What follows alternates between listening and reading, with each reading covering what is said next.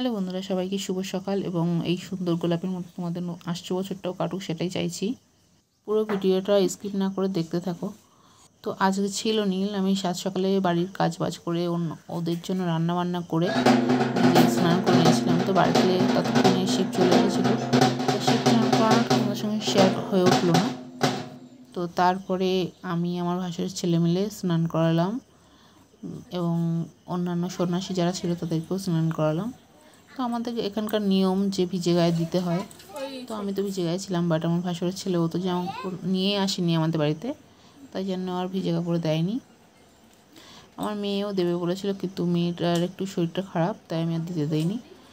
তো আমাদের এখানে নিয়ম, স্নান করানোর পরে সন্ন্যাসী যারা থাকে তাদের মাথায় ঠান্ডা করতে জল দিতে হয়। তো জল দিচ্ছিলাম এবং সবার মাথায় এক করে দিচ্ছিলাম, এবং সেই জল ধরে বাড়ির রোগী যারা থাকে বাড়ির সুস্থ করার জন্য সেই জল ছেটাতে হয়, কিন্তু সেটা হয়ে ওঠেনি। তো লাস্টে এক সন্ন্যাসীর মাথা থেকে একটু জল নিয়ে তাই কলসিতে রেখেছিলাম। সব সন্ন্যাসীদের মাথায় এক এক করে জল দেওয়ার পরে আমি নিজেও চলে গেলাম স্নান করতে, কারণ আমার সারা গায়ে কাদা ভর্তি ছিল, সেটা তোমরা আগেই দেখেছো। আমার এই দিয়ে 3বার হলো স্নান সকাল থেকে। তো সকালে স্নান করার পরে পুজো দিয়েছিলাম, আর এখন স্নান করার পরে কাপড় টাপড় মেলে ঘরে এসে সেই প্রসাদ সবাইকে দিলাম। আমি কিন্তু খাইনি, কারণ আমি আজকে সন্ধ্যার পরে খাবো, ঠাকুরকে বাতি দেওয়ার পরে। তো তারপরে একটু ঘুমিয়ে পড়েছিলাম, ঘুমানোর খুবই কষ্ট হচ্ছিল। তো আমার বড় মেয়েটাও চলে গেছিলো ওর ঠাম্মির বাড়িতে দাদাভাইয়ের সঙ্গে। তো বড় মেয়ে প্রায় 2 ঘন্টা 2.5 ঘন্টা পরে এসছে, আর তারপরে সারাদিন দেখানো হয়নি, সন্ধ্যার পরে দেখাচ্ছি তোমাদের সঙ্গে। আমার মেয়ে কিন্তু ওখান থেকে আমার মায়ের কাছে চলে গেছে। তো আমি রেডি হয়ে গেছি, আর আমার পুচু সোনা যে ওকেও ঘুম থেকে তুলে নিয়েছি, কারণ এখন যাব সেই মন্দিরের ওখানে বাতি দিতে চলেও এসেছি। তোমাদের দাদাভাই বাইরে থেকে ভিডিও করছিল। তো এখানে দেখো অনেক, এটা সব জায়গায় হয় কিনা জানি না, এটা আমাদের এখানকার নিয়ম যে একটা ব্যারিকেডের মধ্যে সব সন্ন্যাসীরা থাকে, আর এখানে এই ভিতরেই শিবের মাথায় জল ঢালা হয়, ধূপ মোমবাতি এগুলো দেওয়া হয়। এটাকেই নীলঘরে বাতি বলে আমাদের এখানে।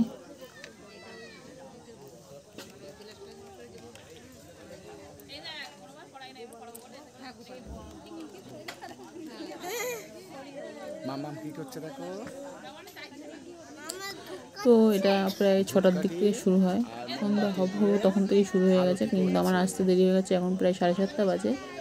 ছোটো মেয়েকে ছোটো মামার কাছে রেখে এসেছি, পাশেই ছোটো মামার বাড়ি। তো ওখান থেকে আবার পরে নিয়েও আসবো, কারণ আগেগুলো করে নিই, তারপর ওকে নিয়ে আসবো। আমার বড় মেয়ে তোমার দাদাভাইয়ের সঙ্গেই ছিল বাইরে, গেটের বাইরে, আমি একমাত্র ভিতরে ঢুকেছি।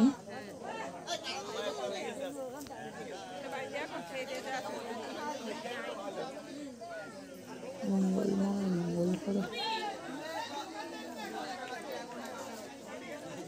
তো এখানকার নিয়ম কিন্তু এখানেই হয়েছে, এটাই নিয়মটা, মানে আমাদের এখানে এই নিয়মটা হয়। অন্যান্য কোথায় কি হয় জানি না, আমার জানা নেই। চরকের সময় আমি এখান থেকে অন্য কোথাও যাইনি আজ পর্যন্ত, তো আমি বলতে পারবো না। তো এখানে দেখছিলাম আবার শিবের মাথায় জল ঢালার জন্য আবার লাইন দিতে হচ্ছে, অন্যবার এটা থাকে না, এবার হয়েছে। তো আমি জল ঢালছিলাম, তোমার দাদাভাই ভিডিও করছিল। শিবের মাথায় জল দিচ্ছে, শিবের মাথায় জল দিচ্ছে যে মাম্মাম, এই যে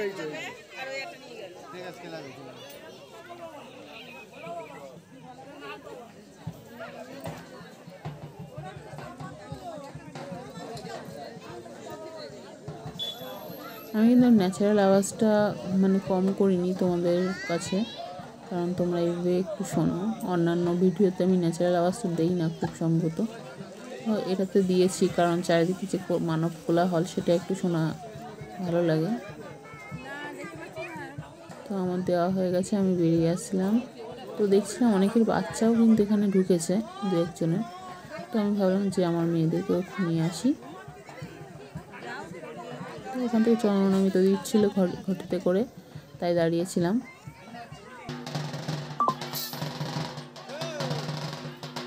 তোমার দাদাভাই কন্টিনিউ ভিডিও করে যাচ্ছিলো।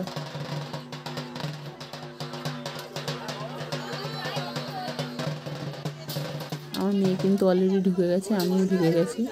পিছন সাইডেতে ওই যে হলুদ কালার জামা পরে ঘুরে বেড়াচ্ছে আমার বড় মেয়ে।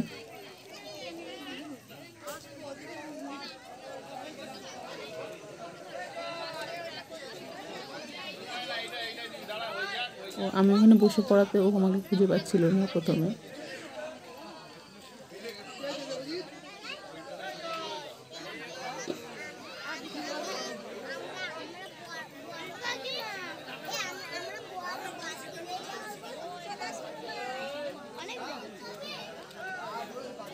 হ্যাঁ বাবা তারা তারা তারা তারা তারা ছোট এই ফার্স্ট টাইম মেয়ে ঠাকুরের সামনে গেছে, মানে এর ভেতরে গেছে, এর মধ্যে ওর ঢুকতেই চায় না, ওর ভয় লাগে কেন জানি না।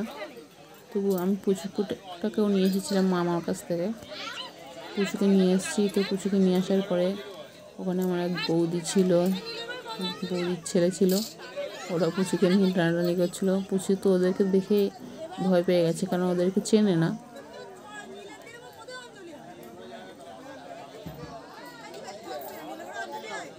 ও কান্না করছিল, চেনে না তাই জন্যে।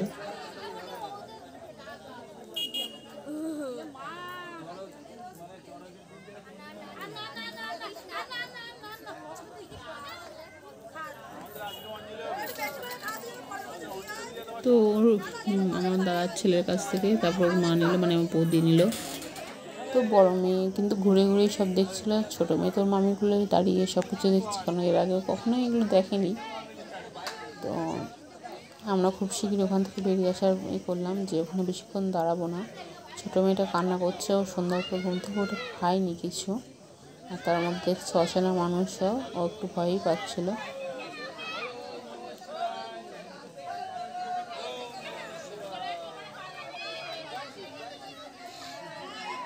এদিকের কাজ এক প্রকার আমার সব কমপ্লিট হয়ে গেছিলো। তো মামার বাড়িতে ছিল খাবার, ওকে ওখানে খাইয়ে নেবো ভেবেছি। তো আমি ক্যামেরা নিয়ে সবাইকে একটু ভেতর থেকে দেখিয়ে দিলাম যে ভেতরে কী হচ্ছে না হচ্ছে, তোমাদের একটু সামনাসামনি শেয়ার করলাম। সম্ভব তো না, আমার কোলে ছোটো বাচ্চা আছে, তো বেশিক্ষণ থাকা সম্ভব না। তো যেটুকু সম্ভব সেটাই তোমাদের সঙ্গে শেয়ার করলাম। আশা রাখছি যে তোমাদের ভালোই লেগেছে। আর কি হয় না হয় এখানে বুঝতেই পেরেছো যারা জানো না। আমার দাদাভাই আমাদের পুচুকে নিতে এসেছিলো, গেটের ভেতরে ঢোকার নিয়ম নেই। তো ওখান থেকে মামার বাড়ি চলে এসেছি, মামার বাড়ির বারান্দায় বসে বসে মেয়ে খাওয়াচ্ছিলাম।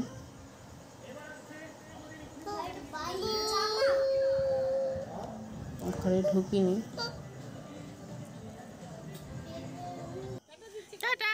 তো তারপর মামি করেছিল, আমি টাটা দিয়ে চলে আসলাম, ও আমাকে বলছে টাটা টাটা। তারপরে আবার বেরিয়ে পড়লাম। তো আমার দাদাভাই বাইক পার করছিল, মামিকে টাটা বললাম এবং আসতে বললাম আমার বাড়ি এসো, তারপরে চলে আসলাম। আর ওই যে মামার বাড়ি থেকে বেরিয়েই ওই মাঠে হচ্ছে নীল পুজো।